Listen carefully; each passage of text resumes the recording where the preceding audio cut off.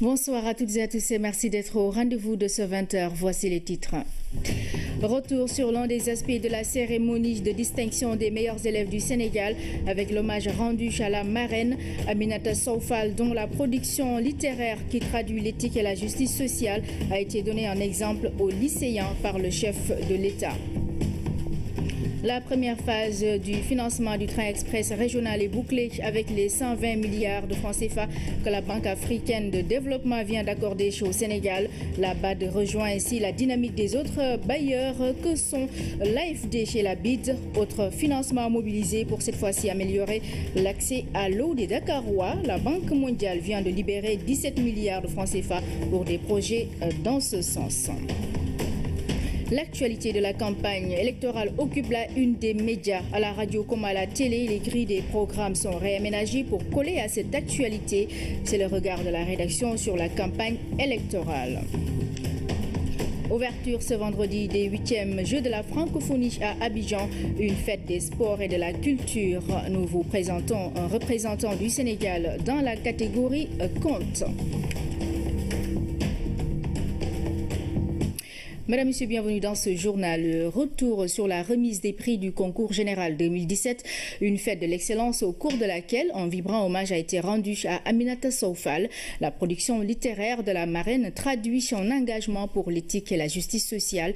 Le chef de l'État a également salué le rôle important des parents d'élèves.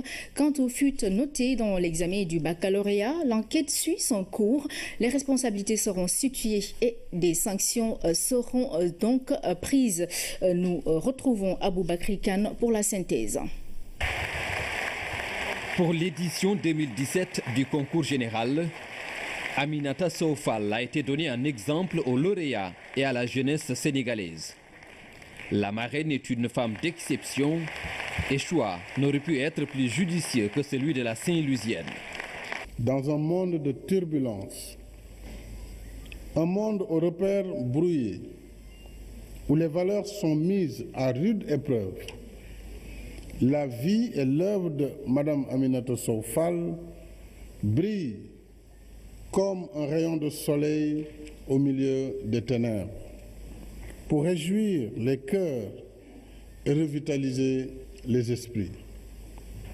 Enseignante et romancière émérite, c'est une reine des lettres sénégalaises. Une reine parée de ses habits de lumière que nous célébrons aujourd'hui. Une reine silencieuse dont la production traduit un engagement fort pour l'éthique et la justice sociale. Une leçon de vie d'une brûlante actualité qui interpelle la société et toutes les générations. Voilà pourquoi, Madame, nous avons voulu offrir votre parcours en exemple, non seulement pour nos jeunes récipiendaires, mais également pour toute la nation sénégalaise. Au nom de la nation, je vous présente mes hommages appuyés et vous dis notre grande fierté. Le chef de l'État a aussi mis en évidence ses efforts pour le système éducatif, mais au-delà des bâtiments et équipements, il a surtout mis l'accent sur les valeurs qui doivent encadrer et soutenir l'école, évoquant les fuites qui ont affecté cette année le déroulement du baccalauréat. Je le dis sans détour, ceux qui ont facilité, organisé et bénéficié de ces fuites font honte à l'école.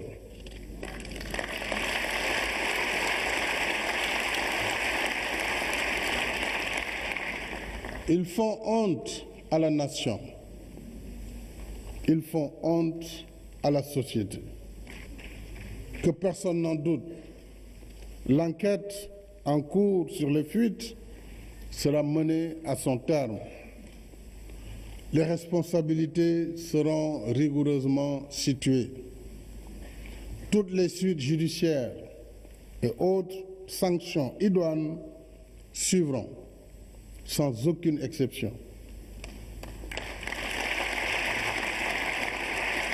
Dès à présent, je demande au gouvernement de prendre toutes les dispositions requises pour une meilleure sécurisation des épreuves, des examens et concours. Je demande aussi aux services de l'État concernés d'étudier sans délai les modalités de renforcement des sanctions contre les violations de la réglementation en la matière. Aussi, ces actes délictueux ne doivent aucunement salir le corps des enseignants entièrement dévoués à l'école. Je veux rendre hommage à tous nos enseignants de tous ordres et leur redire notre appréciation et notre confiance.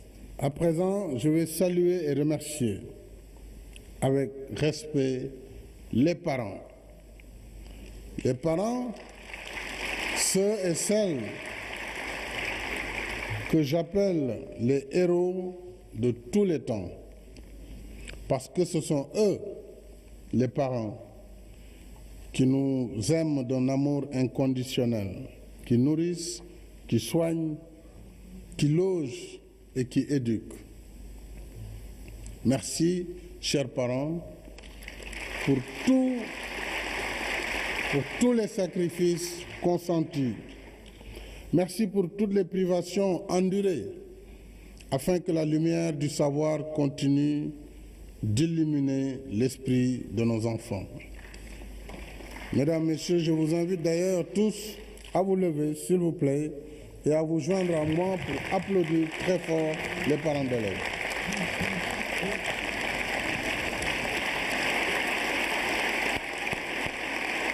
Merci. Aux lauréats et lauréates qui font la fierté de leurs parents et de la nation, le chef de l'État a réaffirmé sa satisfaction et ses félicitations.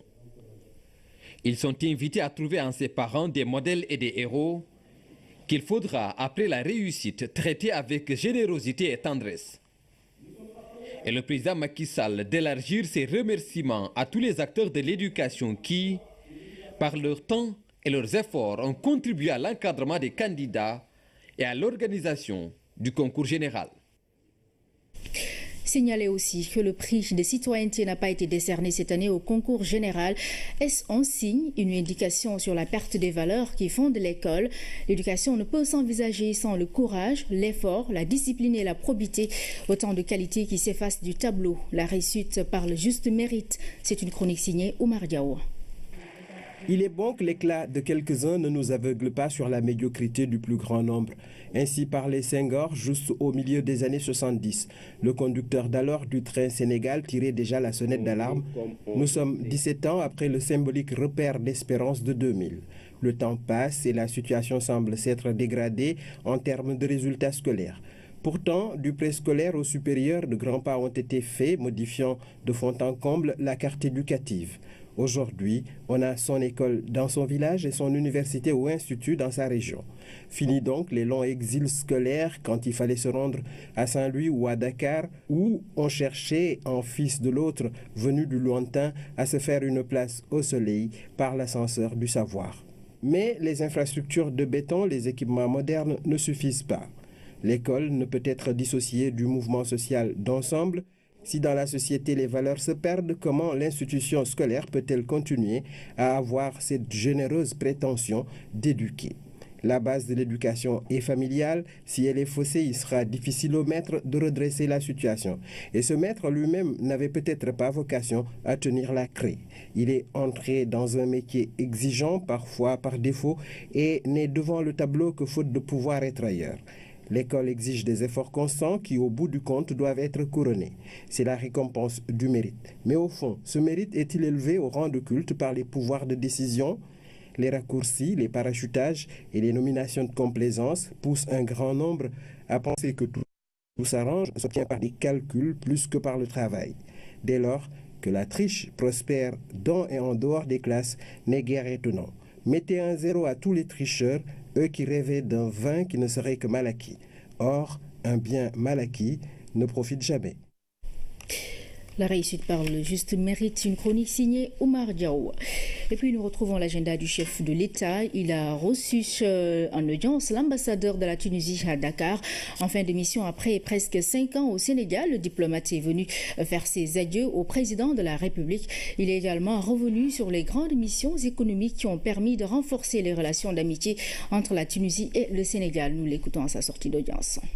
Après 4 ans et 8 mois passés à Dakar, je repars donc à la fin du mois de juillet en Tunisie, dans mon pays, et je suis venu saluer son Excellence le président Macky Sall et lui faire part de toute la satisfaction concernant le travail qui a été accompli entre le Sénégal et la Tunisie, concernant les relations de fraternité, d'amitié, de coopération qui existent fort heureusement entre nos deux pays depuis les indépendances, l'enseignement supérieur, la santé, les échanges économiques, dans la mesure où il y a de plus en plus d'hommes d'affaires des deux pays qui se rencontrent, qui échangent, qui travaillent ensemble.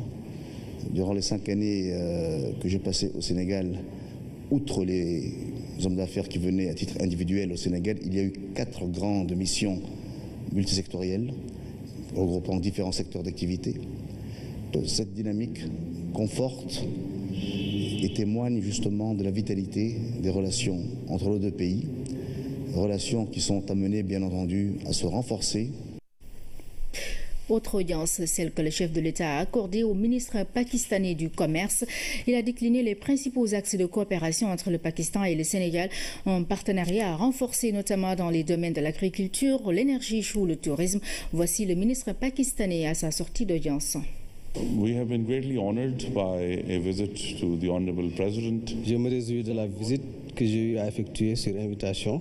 Et lors de ma rencontre avec le président de la République, son Excellence M. Macky Sall, on a eu à discuter de la première commission mixte entre les deux pays, à savoir le Sénégal et le Pakistan. Et nous sommes très honorés d'assister à la signature d'accords qui ont été conclus entre les deux pays. Suite à l'entretien que j'ai eu avec le président de la République, on a discuté des axes de coopération, à savoir l'agriculture, les produits pharmaceutiques, le textile, le tourisme et le secteur énergétique. Plusieurs axes de coopération ont été dénichés et nous allons travailler d'arrache-pied pour changer les relations historiques qui existaient entre les deux pays, essayer de booster au mieux ces relations, et c'est sur instruction de ces deux chefs de gouvernement que les deux pays travaillent davantage pour booster cette coopération.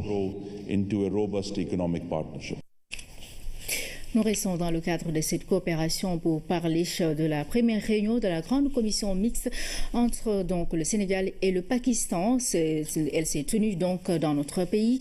Entre autres sujets à l'ordre du jour, la redynamisation donc des échanges commerciaux et quelques secteurs clés de la coopération bilatérale. En marge de la rencontre, les deux pays ont signé 2 accords pour renforcer leurs relations de partenariat. C'est un compte rendu de René Massigadiouf. La première session de la grande commission mixte entre le Sénégal et le Pakistan s'inscrit dans une logique de renforcement de la coopération bilatérale. Les bases juridiques des relations de partenariat et quelques domaines informels saillants constituent les sujets de discussion pour les deux parties. L'heure est à sa revitalisation. In future, we must meet more frequently to have a sustained. Nous devons nous rencontrer plus fréquemment dans le futur pour une meilleure coopération, et ainsi nous pourrons capitaliser cette bonne volonté pour un bénéfice mutuel dans les domaines économiques, commerciaux, culturels et éducationnels. Vieux de 42 ans, le premier accord entre les deux pays a porté sur la coopération culturelle, enrichi en 1980 par un accord commercial, puis en 2000 par la signature d'un mémorandum sur les chemins de fer. L'axe Dakar-Islamabad regorge de potentialités. La ferme volonté politique exprimée par les autorités est de le redynamiser. En dépit de ces acquis et avancées considérables, force est de reconnaître qu'une certaine morosité caractérise la coopération entre le Pakistan et le Sénégal, même si des signaux politiques encourageants sont enregistrés récemment, en l'occurrence dans le sens du renforcement et de la diversification de celle-ci. Cette commission mixte a consacré la signature d'un certain nombre d'accords. Le premier est relatif à la coopération dans la lutte contre le trafic illicite de stupéfiants, de substances psychotropes et de produits précurseurs. Le second est un mémorandum d'entente entre l'Union des chambres de commerce et d'industrie du Sénégal et l'organisation sœur du Pakistan. Je vous fais lecture de ce communiqué du ministère de l'Intérieur et de la Sécurité publique. Le ministre de l'Intérieur et de la Sécurité publique informe que pour faciliter le retrait des cartes d'électeurs, les mesures suivantes ont été prises. Les citoyens habitant la région de Dakar et qui votent dans la région de Dakar peuvent retirer leurs cartes auprès des commissions désormais instituées auprès de leur lieu de vote. Pour les citoyens inscrits dans la région de Dakar et qui ont souhaité voter dans les autres régions, les cartes sont retirées auprès de la préfecture du département d'inscription Dakar, Pikine, Guédiawaye ou Rufisque. C'est donc un communiqué du ministère de l'Intérieur et de la Sécurité publique. Je le disais en titre, le financement de la première phase du projet de train express régional est acquis. Un accord de financement de 120 milliards de francs CFA avec la BAD a permis de boucler le budget. Il a été signé avec donc le ministre de l'économie en présence de son collègue des transports. C'est un compte-rendu de Rouye Atouba. Nous venons de boucler le financement d'un des projets phares du plan Sénégal émergent. Il s'agit du projet de TER et c'est grâce à l'accompagnement de la Banque africaine de développement. Pour un montant de 120 milliards, qui s'ajoute ainsi au concours financier de la BID, Banque islamique de développement, pour 197 milliards et de la coopération française pour 133 milliards, l'État du Sénégal assurant sans contrepartie financière pour un montant global de 124 milliards. Le projet de train express régional est sur de bons rails. Sa rentabilité est pour le gouvernement un argument convaincant. Avec l'émergence et le développement des activités économiques, les externalités négatives induites par l'absence de transport de masse dépassera de loin les 100 milliards de pertes par an estimées pour l'économie de notre pays. Le taux de rentabilité interne du projet est compris entre 12% et 16%, quel que soit le scénario d'exploitation retenu. La BAD soutient un projet structurant conçu selon une approche intégrée. Le projet comporte également des aménagements connexes comprenant des activités d'appui aux femmes et aux jeunes, avec notamment la construction d'infrastructures marchandes, la formation de jeunes au métier du chemin de fer pour améliorer leur employabilité, en phase avec la stratégie pour l'emploi des jeunes en Afrique, adoptée par la Banque au mois de mai 2016. La Banque africaine de développement accompagne encore l'État du Sénégal dans la mise en œuvre de ces projets. Depuis 1972, la BAD a octroyé 1340 milliards de francs CFA au Sénégal pour 98 opérations. Parmi celles-ci, le projet de TER. Le Sénégal vient donc de boucler le financement de la première phase du projet TER Dakar AIBD, un projet qui va créer quelques 10 000 emplois, mais aussi en plus dans l'offre de transport et de la rentabilité économique. Le coût du projet, 540 milliards de francs CFA, des financements mobilisés dans le cadre du PSE avec 3 bailleurs que sont l'AFD, la BID et la BAD avec une contrepartie de l'État du Sénégal de Rabat. Le concours financier de la BAD à hauteur de 120 milliards de nos francs vient clôturer le financement du train express régional. Le TER, Dakar Aéroport International Blaise Diagne AIBD, avait reçu déjà en septembre dernier à Riyad, au siège de la Banque islamique de développement, un appui conséquent. Une convention de financement de 197 milliards de francs CFA. L'effet immédiat, le lancement officiel des travaux du TER Dakar AIBD par le chef de l'État. L'État du Sénégal, après la mise en route de l'autoroute à péage, a mis sur ce projet dont le taux de rentabilité est compris entre 12 et 16%, quelques 120 milliards de nos francs. Puis l'Agence française de développement, l'AFD, convaincue du dynamisme du projet TER, a également respecté ses engagements, 133 milliards de francs CFA. Le TER, dès sa livraison en 2019, jouera un rôle intégrateur car des régions comme Thiès-Tambacounda, avec la réhabilitation du chemin de fer, seront plus accessibles. En ce qui concerne la capitale sénégalaise, Dakar, la vision de l'État sur les transports de masse sera complétée par le bus rapide transit, le BRT qui va véritablement diversifier l'offre de services dans le domaine du transport interurbain. Autre secteur, autre financement, 17 milliards de francs CFA viennent d'être mobilisés pour un meilleur accès à l'eau à Dakar. Le financement est libéré par la Banque mondiale. Cette volonté de l'État de satisfaire les besoins des Dakarois en eau potable de qualité s'y ajoute son important programme d'assainissement destiné à la Petite Côte. Les précisions de Issa Thiorogueï. L'eau, un liquide prioritaire pour l'État. En milieu rural, elle coule dans plusieurs localités qui n'en avaient pas accès grâce au PUDC qui a un programme de 250 forages supplémentaires. En milieu urbain, notamment à Dakar, la volonté de l'État est à l'aune des besoins des consommateurs. 10 milliards de francs CFA ont été mobilisés en 2016 pour rendre disponible l'eau et améliorer sa qualité. Aujourd'hui, ce sont 17 milliards de francs CFA qui sont sur la table du ministère de l'économie, prêts à être dépensés pour le même service. Dans le sous-secteur de l'hydraulique urbaine, ce financement additionnel permettra d'augmenter les disponibilités et la qualité de l'eau à travers l'accroissement de la capacité de production d'eau par le forage et l'équipement de nouveaux puits de forage, la réhabilitation des ouvrages dans le centre urbain de Nguekho et d'améliorer la production de l'eau, la capacité de stockage et de distribution. Le financement est libéré par la Banque mondiale. Il vise à réduire le déficit d'approvisionnement en eau et à produire 30 000 m3 par jour d'ici à 2019, un volume qui vient s'ajouter aux 40 000 m3 d'eau souterraine, mais précise la Banque mondiale qui soutient l'État. L'objectif est fixé à 2035. Le plus important est la couverture de la demande galopante de l'eau en eau de la région de Dakar, à laquelle il faut ajouter les besoins prévisibles de la nouvelle ville de Diamniadio et la conurbation urbaine qui se développe entre le nouvel aéroport Dias et la zone touristique de la Petite Côte. Autre priorité sectorielle, l'assainissement. Pour couvrir Dakar et la Petite Côte, l'État tient dans le même financement un concours de la Banque mondiale dont l'objectif est de favoriser les installations allant de la récupération au traitement des eaux usées, mais aussi il y a les branchements domiciliaires. Dans le sous-secteur de l'assainissement urbain, cet appui additionnel de la Banque mondiale favorisera la fourniture d'installations d'assainissement dans le centre urbain de Joal-Fadiouth, y compris la fourniture et l'installation de conduites d'assainissement, d'une station de pompage et de raccordement domestique au réseau d'assainissement. L'eau et l'assainissement sont deux points nodaux du PSE, deux besoins de population. L'État s'y emploie à coups de milliards en milieu rural comme en milieu urbain. La mauvaise gestion des déchets solides engendre des pertes énormes.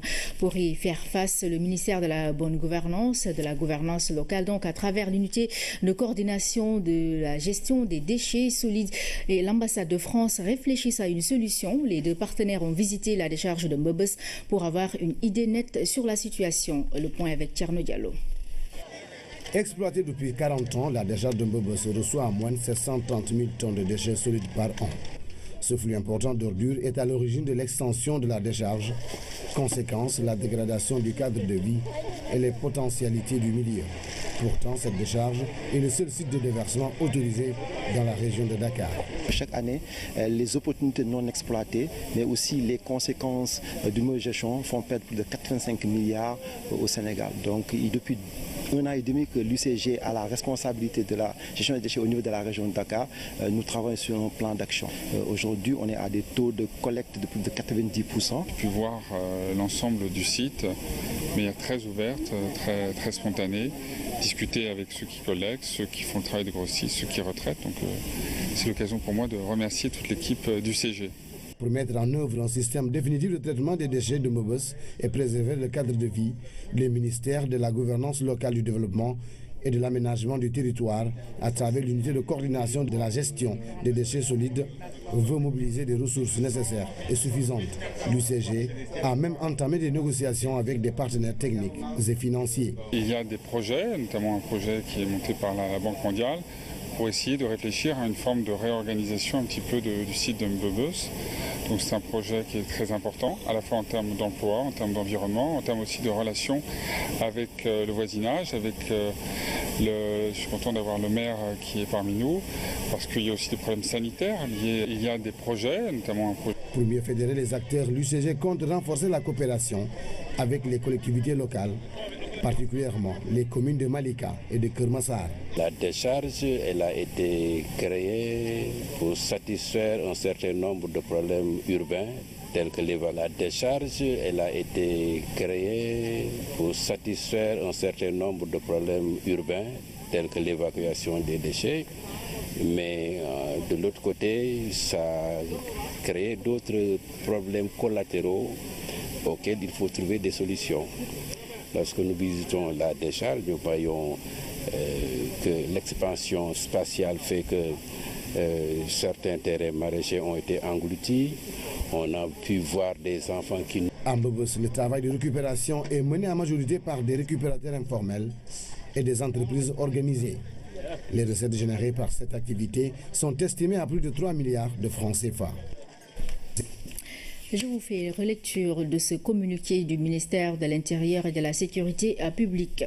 Le ministre de l'Intérieur et de la Sécurité publique informe donc que pour faciliter le retrait des cartes d'électeurs, les mesures suivantes ont été prises. Les citoyens habitant la région de Dakar et qui votent dans la région de Dakar peuvent retirer leurs cartes auprès des commissions désormais instituées auprès de leur lieu de vote.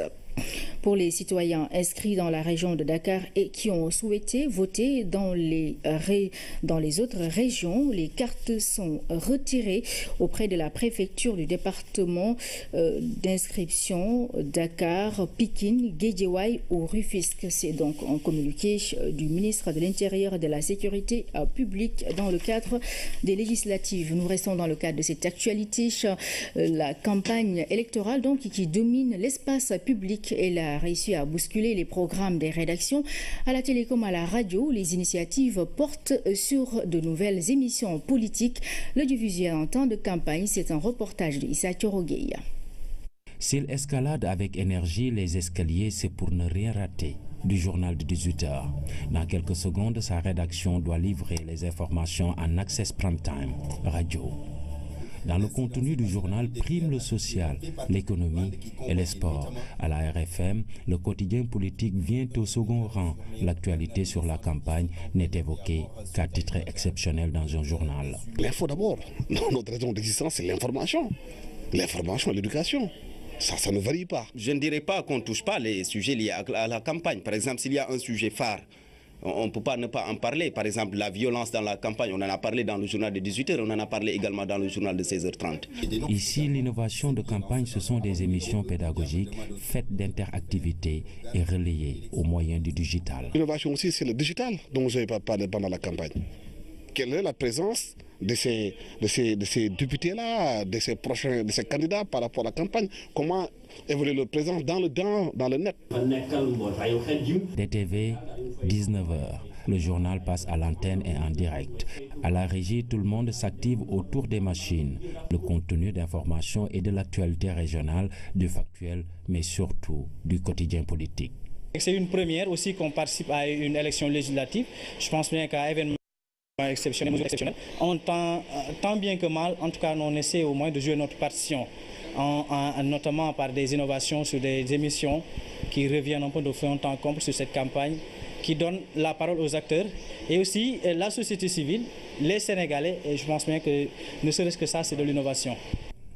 À la DTV, la rédaction n'a pas fait le choix d'un journal de la campagne. En lieu et place, ce sont plutôt des magazines au contenu fait de contradictions pour l'essentiel. C'est le cas de l'émission Compte à rebours. Toutefois, l'innovation est compile, un plateau de synthèse des meetings et caravanes qui rythment la campagne. Juste après le journal télévisé, on fait un peu le focus, on revient un peu sur les envois des correspondants, les éléments qu'on a eu à recueillir la veille et on en fait un condensé et on le diffuse comme ça sous forme de bulletin. Faire tout pour ne pas verser dans un traitement déséquilibré de l'information électorale préoccupe la rédaction de la DTV, tout comme à la RFM où la campagne a totalement bousculé les contenus et habitudes d'information des journaux, sont retirés tous les dossiers et rubriques, seul le factuel est au menu, un choix éditorial stratégiquement assumé, à en croire le directeur de la radio, histoire de fidéliser son public jusqu'au soir du 30 juillet et au-delà, élargir son audimat à l'image d'une RTS efficacement dévouée qui bat tous les records d'attraction avec ses journaux de la campagne par la diversité des sensibilités. Dans l'actualité également, ouverture officielle des 8e Jeux de la francophonie. Le stade Houphouët-Boigny a vibré au rythme de la présentation historico-culturelle de la Côte d'Ivoire, mais aussi du défilé des différentes délégations qui y prennent part. C'est donc parti pour les 8e Jeux de la francophonie ouverts ce vendredi à Abidjan. Le sport et la culture sont au menu. Nous nous intéressons à Pape Farah Ndiaye qui représente le Sénégal dans la catégorie compte. Il est étudiant en droit à l'UCAD. Nos envoyés spéciaux Blaise Minkilan et Abdoulaziz Ban l'ont rencontré. Au bord de la lagune ébriée résonne une voix avec des propos bien sénégalais.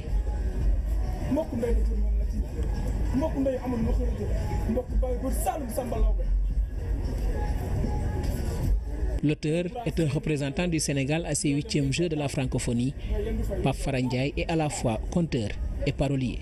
Damel prédestiné par Maïssa Tende Dior, ton illustre grand-père à qui tu succèdes. Amari Ngone Sabel, Major Fatim Ngolen, Latsukabe Ngone Djey, de Ouras Ngendo Ndjodjam, Ndjodjam Yendo Daw, nga Yendo Fo Yendo Dan, Fall. Je viens de faire le tag. C'est une tradition d'automotivation pour que le sang bouillonne, pour qu'on sache d'où l'on vient et qu'on se vante de qui on est. Venu s'inspirer au bord de la lagune avec son encadreur, Pape Farah Ndiaye se perfectionne afin de faire de belles prestations. Je suis ici pour représenter le Sénégal en compte, mais surtout véhiculer ma culture. Parce que la francophonie, c'est avant tout une rencontre des cultures. Et pour ça, j'amène ce que j'ai. Et ce que j'ai, c'est ma tradition, c'est ma culture. Et c'est ce que je donne aux gens. L'individu n'a que sa culture, sa tradition. C'est par ça qu'on se fait respecter. Et toutes les générations qui nous ont devancés ont fait ce qu'il fallait faire pour faire connaître le Sénégal, ses traditions. Son souhait est de faire revivre le conte. Et pour y arriver, il prend les anciens comme référence. Babacar Mbaye, Massamba Gueye, Moussou Diabakhate et les autres conteurs. Et le conte est devenu une discipline. Ce n'est plus seulement la cour familiale, mais le conte est devenu une discipline culturelle, une discipline de scène. À Abidjan, loin de son Colobane natal, Pape Farah Ndiaye veut marquer l'histoire de ces 8e Jeux de la francophonie et cela passe par un sacre final au soir du 31 juillet. Tous les temps forts des Jeux de la francophonie donc à suivre sur la RTS 100. Réuni à Rabat au Maroc, le comité exécutif de la CAF, Confédération africaine de football, a pris plusieurs décisions. Le passage de 16 à 24 pays pour la Coupe d'Afrique des Nations constitue la véritable révolution du football africain. François Sec pour plus de précisions. Tout est parti des conclusions du premier symposium sur le football africain entériné par la Confédération africaine de football à Rabat. La réunion du comité exécutif a livré ses secrets. L'innovation majeure est assurément le nombre de pays participant à la Coupe d'Afrique des Nations. Désormais, il passe de 16 à 24. La compétition est également décalée dans le temps. Du début de l'année en janvier, elle glisse vers le milieu en juin-juillet. Pour moi, c'est une évolution impérative qui devait se produire il y a longtemps. Je suis content qu'il y avait des résultats. Cependant, pas de changement en ce qui concerne la périodicité. Le tournoi se déroulera tous les 2 ans, les années impaires, exclusivement sur le continent africain, avec des sélections nationales africaines. Entrée en vigueur de cette décision dès 2019, Une telle organisation engendre beaucoup d'investissements sur le plan des infrastructures sportives et hôtelières, sur le plan de la sécurité et des médias. Reste à savoir comment va réagir le Cameroun, hôte de la Coupe d'Afrique des Nations 2019, qui s'était préparé à recevoir 16 pays. Autre décision prise lors de ce comité exécutif, l'organisation d'éliminatoires zonales pour les Coupes d'Afrique des Nations U17, U20 et U23. L'attribution de l'organisation de la CAN Beach Soccer à l'Égypte en 2018, l'amélioration des outils de communication de la Confédération africaine de football et la création d'un cadre de concertation des légendes du football africain. Voilà, ainsi se referme cette édition, mesdames, messieurs. Merci à vous de l'avoir suivi. À 21h, retrouvez la deuxième tranche du journal de la campagne électorale. Très bonne soirée sur la RTS1. À demain.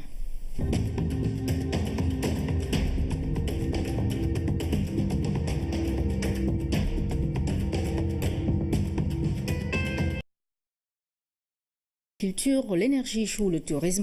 Voici le ministre pakistanais à sa sortie d'audience.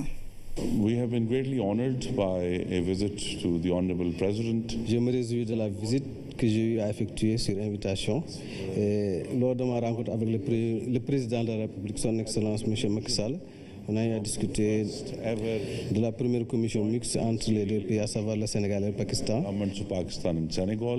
Et nous sommes très honorés d'assister à la signature d'accords qui ont été conclus entre les deux pays.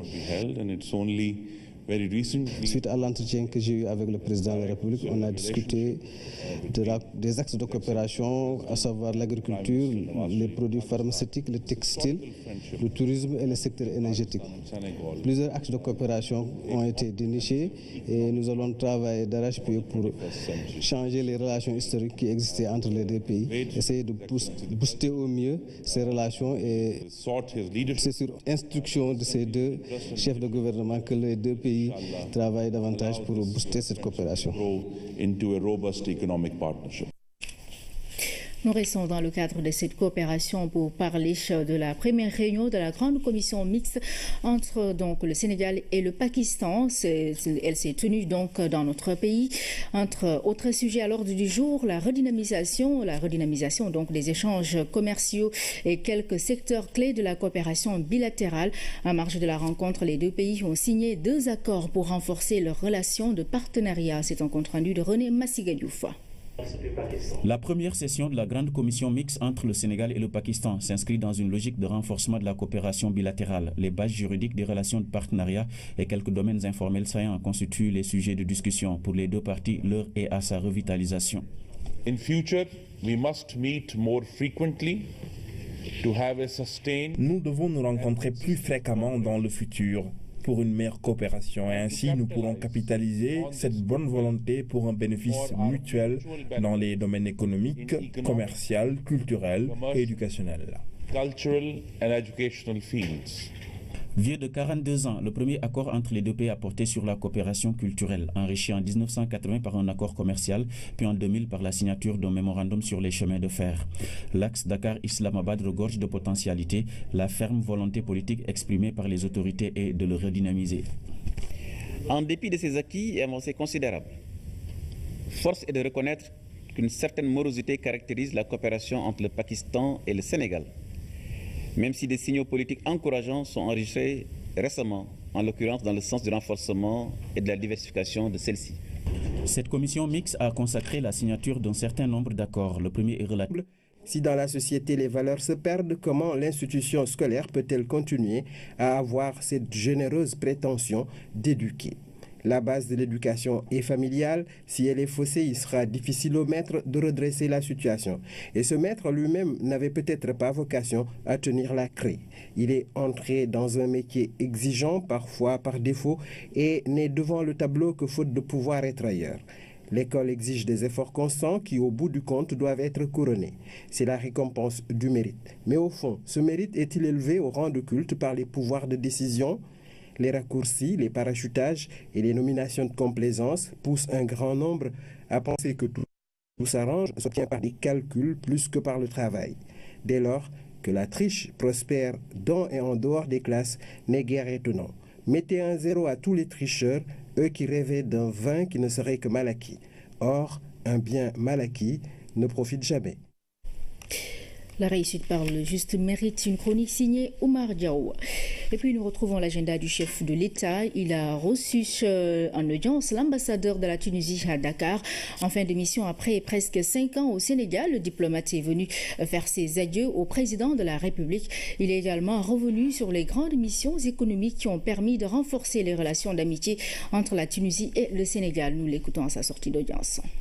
Après 4 ans et 8 mois passés à Dakar, je repars donc à la fin du mois de juillet en Tunisie, dans mon pays, et je suis venu saluer son Excellence le président Macky Sall et lui faire part de toute la satisfaction concernant le travail qui a été accompli entre le Sénégal et la Tunisie concernant des relations de fraternité, d'amitié, de coopération qui existent fort heureusement entre nos deux pays depuis les indépendances, l'enseignement supérieur, la santé, les échanges économiques dans la mesure où il y a de plus en plus d'hommes d'affaires des deux pays qui se rencontrent, qui échangent, qui travaillent ensemble.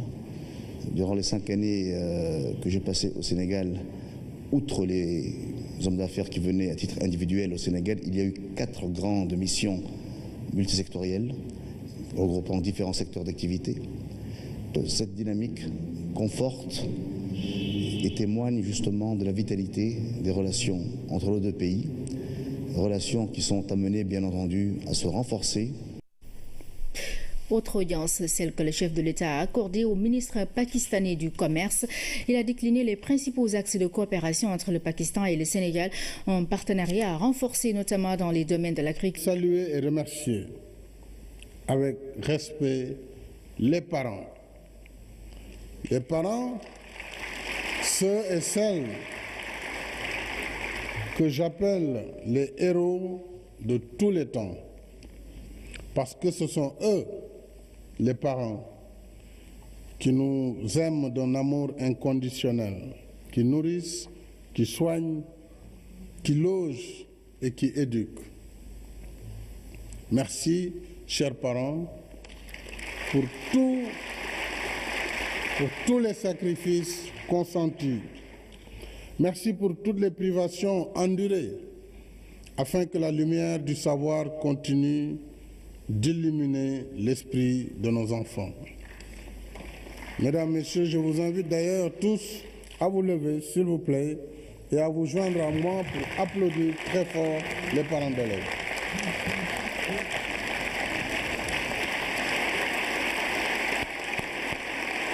Merci. Aux lauréats et lauréates qui font la fierté de leurs parents et de la nation, le chef de l'État a réaffirmé sa satisfaction et ses félicitations. Ils sont invités à trouver en ses parents des modèles et des héros qu'il faudra, après la réussite, traiter avec générosité et tendresse. Et le président Macky Sall d'élargir ses remerciements à tous les acteurs de l'éducation qui, par leur temps et leurs efforts, ont contribué à l'encadrement des candidats et à l'organisation du concours général. Signaler aussi que le prix de citoyenneté n'a pas été décerné cette année au concours général. Est-ce un signe, une indication sur la perte des valeurs qui fondent l'école? L'éducation ne peut s'envisager sans le courage, l'effort, la discipline et la probité. Autant de qualités qui s'effacent du tableau. La réussite par le juste mérite. C'est une chronique signée Oumar Diaw. Il est bon que l'éclat de quelques-uns ne nous aveugle pas sur la médiocrité du plus grand nombre. Ainsi parlait Senghor juste au milieu des années 70. Le conducteur d'alors du train Sénégal tirait déjà la sonnette d'alarme. Nous sommes 17 ans après le symbolique repère d'espérance de 2000. Le temps passe et la situation semble s'être dégradée en termes de résultats scolaires. Pourtant, du préscolaire au supérieur, de grands pas ont été faits, modifiant de fond en comble la carte éducative. Aujourd'hui, on a son école dans son village et son université ou institut dans sa région. Fini donc les longs exils scolaires quand il fallait se rendre à Saint-Louis ou à Dakar, où on cherchait, en fils de l'autre, venu du lointain, à se faire une place au soleil par l'ascenseur du savoir. Mais les infrastructures de béton, les équipements modernes ne suffisent pas. L'école ne peut être dissociée du mouvement social d'ensemble.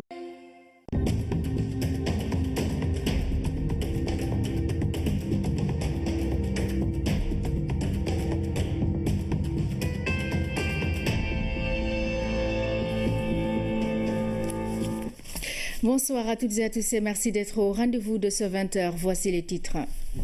Retour sur l'un des aspects de la cérémonie de distinction des meilleurs élèves du Sénégal avec l'hommage rendu à la marraine Aminata Sow Fall, dont la production littéraire qui traduit l'éthique et la justice sociale a été donnée en exemple aux lycéens par le chef de l'État. La première phase du financement du train express régional est bouclée avec les 120 milliards de francs CFA que la Banque africaine de développement vient d'accorder au Sénégal. La BAD rejoint ainsi la dynamique des autres bailleurs que sont l'AFD chez la BID. Autre financement mobilisé pour cette fois-ci améliorer l'accès à l'eau des Dakarois. La Banque mondiale vient de libérer 17 milliards de francs CFA pour des projets dans ce sens. L'actualité de la campagne électorale occupe la une des médias. À la radio comme à la télé, les grilles des programmes sont réaménagées pour coller à cette actualité. C'est le regard de la rédaction sur la campagne électorale. Ouverture ce vendredi des 8e Jeux de la francophonie à Abidjan, une fête des sports et de la culture. Nous vous présentons un représentant du Sénégal dans la catégorie conte. Mesdames, Messieurs, bienvenue dans ce journal. Retour sur la remise des prix du concours général 2017, une fête de l'excellence au cours de laquelle un vibrant hommage a été rendu à Aminata Sow Fall. La production littéraire de la marraine traduit son engagement pour l'éthique et la justice sociale. Le chef de l'État a également salué le rôle important des parents d'élèves. Quant aux fuites notées dans l'examen du baccalauréat, l'enquête suit son cours. Les responsabilités seront situées et des sanctions seront donc prises. Nous retrouvons Aboubakri Kane pour la synthèse. Pour l'édition 2017 du concours général, Aminata Sow Fall a été donnée en exemple aux lauréats et à la jeunesse sénégalaise. La marraine est une femme d'exception et choix n'aurait pu être plus judicieux que celui de la Saint-Louisienne. Dans un monde de turbulence, un monde aux repères brouillés, où les valeurs sont mises à rude épreuve, la vie et l'œuvre de Mme Aminata Sow Fall brillent comme un rayon de soleil au milieu des ténèbres, pour réjouir les cœurs et revitaliser les esprits. Enseignante et romancière émérite, c'est une reine des lettres sénégalaises. Une reine parée de ses habits de lumière que nous célébrons aujourd'hui. Une reine silencieuse dont la production traduit un engagement fort pour l'éthique et la justice sociale. Une leçon de vie d'une brûlante actualité qui interpelle la société et toutes les générations. Voilà pourquoi, Madame, nous avons voulu offrir votre parcours en exemple, non seulement pour nos jeunes récipiendaires, mais également pour toute la nation sénégalaise. Au nom de la nation, je vous présente mes hommages appuyés et vous dis notre grande fierté. Le chef de l'État a aussi mis en évidence ses efforts pour le système éducatif, mais au-delà des bâtiments et équipements, il a surtout mis l'accent sur les valeurs qui doivent encadrer et soutenir l'école, évoquant les fuites qui ont affecté cette année le déroulement du baccalauréat.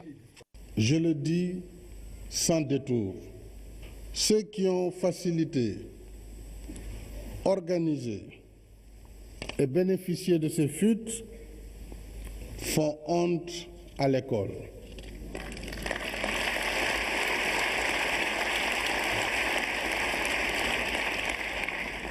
Ils font honte à la nation.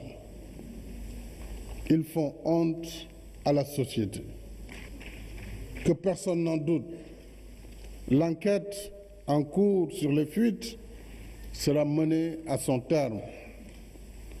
Les responsabilités seront rigoureusement situées. Toutes les suites judiciaires et autres sanctions idoines suivront, sans aucune exception.